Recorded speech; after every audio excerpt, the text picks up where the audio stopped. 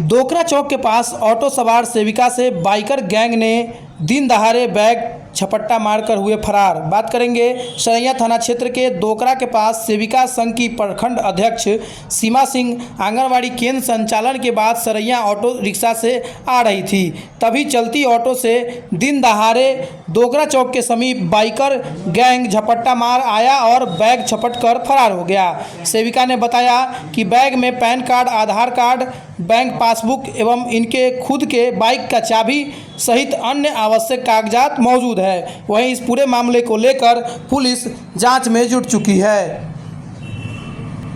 संचालन करने के बाद सरैया की तरफ आ रहे थे, पोखरारा गए थे, एक आदमी से मिलना था, एक हमारी सेविका बहनें थी, उससे मिलना था। मिल के हम वापस आ रहे थे दोकरा चौक के पास, मतलब मोबाइल पर फ़ोन आया तो हम मोबाइल निकाल करके और बात करने के दरमियान में ऐसे मोबाइल कर रहे थे कि आया कि झपट्टा मारा और बैग लेके मेरा घिस के चला गया।